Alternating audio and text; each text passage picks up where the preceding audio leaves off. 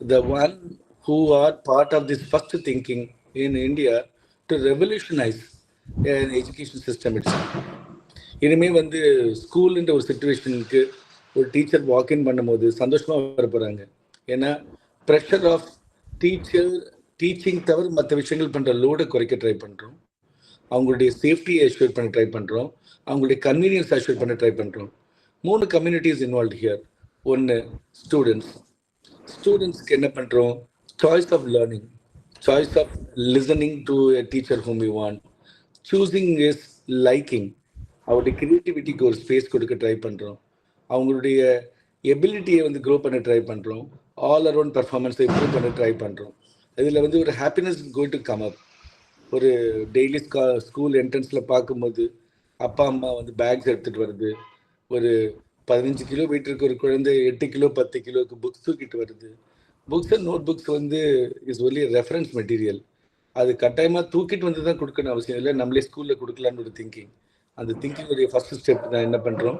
We try to avoid the books and notebooks. Books and notebooks நம்ம avoid பண்ண try பண்ணும்போது 2 விஷயம் இருக்குது. ஒன்று, புக் இல்லாமல் எப்படி படிக்கிறதுன்னு ஒரு கேள்வி இருக்குது. 2வது, நோட் புக் இல்லாமல் எப்படி எழுதுறது ஒரு கேள்வி இருக்குது. இது 2மே நம்ம அச்சீவ் பண்ண போகிறோம் இன் 2 ஃபார்ம்ஸ். புக்கு கொண்டு வரது ரெஃபரன்ஸுக்கு, படிக்கிறதுக்கு ரெஃபரன்ஸுக்கும் நம்ம அதை டிஜிட்டலாக ப்ரெசென்ட் பண்ண போகிறோம். அதை டிஜிட்டலாக ப்ரெசென்ட் பண்ணும்போது ஒரு குழந்தையால் கட்டாயமாக புக்கு இல்லாமல் டைரெக்டாக ரீட் பண்ண முடியும்.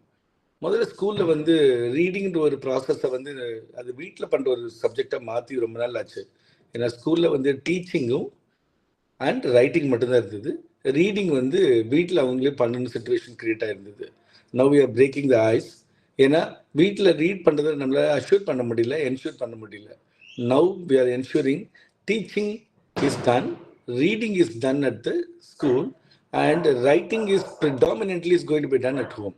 ஸோ ஆனால் அதை என்ஷூர் பண்ண முடியும். ஏன்னா written notebooks are going to come back again to check whether it is written or not. So all the 3 process of education is being completed. Earlier read பண்ணாங்களா இல்லையான்னு நம்மளால அதை கன்ஃபார்ம் பண்ணக்கூடிய சுச்சுவேஷன் நம்ம யாரும் கிடையாது. இதனால என்னென்னா ஈவன் 9th ஸ்டாண்டர்ட் வரைக்கும் 10th ஸ்டாண்டர்ட் வரும்போது கூட ஒரு 10 to 20% children we always find. அவங்களால சரியாக படிக்க முடியலன்றது, ரீட் பண்ண முடியலன்றது. சரியாக ரீட் பண்ண முடியாதவங்க சரியாக அதை அண்டர்ஸ்டாண்ட் பண்ண முடியாது. சரியாக அண்டர்ஸ்டாண்ட் பண்ண முடியாதவங்க அது புரிஞ்சிக்க முடியாது. நாளைக்கு அவங்க கம்யூனிகேஷன் எபிலிட்டிலே ஒரு கொஸ்டின் மார்க் வந்துடும். ஸோ வி ப்ரோக் அந்த ஐஸ். நம்பர் 2, ஒரு சின்ன ஃபேமிலியில் வந்து கூட இன்னைக்கு பிள்ளைங்க டியூஷன் போகிற நிலைமை ரொம்ப அதிகமாக பார்க்குறோம்.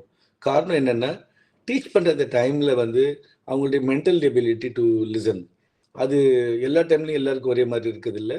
அவங்களுடைய mind set changes time to time. இது என்ன ஆகுதுன்னா, திருப்பி டீச்சர்ஸ் சொன்னதை கேட்குற ஆப்பர்ச்சுனிட்டி இல்லாமல் இருந்தது இவ்வளோ நாளாக. Now what we are trying to do is, teachers சொல்லி கொடுக்குற கண்டென்ட்டை வோக்கலாகவும் ரிட்டனாகவும் வீட்டுக்கு அப்படியே ஒரு மெயில் ஃபார்மில் அனுப்பும்போது வாட் ஹேப்பன்ஸ், சில்ட்ரன் வந்து whenever they feel comfortable, whenever they think time available, அதை லிசன் பண்ண முடியும். 2 வாட்டி 3 வாட்டி லிசன் பண்ணிட்டாங்கன்னா ஐ திங்க் படிக்க வேண்டிய நெசசிட்டியே இருக்காது, புரிஞ்சுக்கிற ஆப்பர்ச்சுனிட்டி நிறையா இருக்கும்.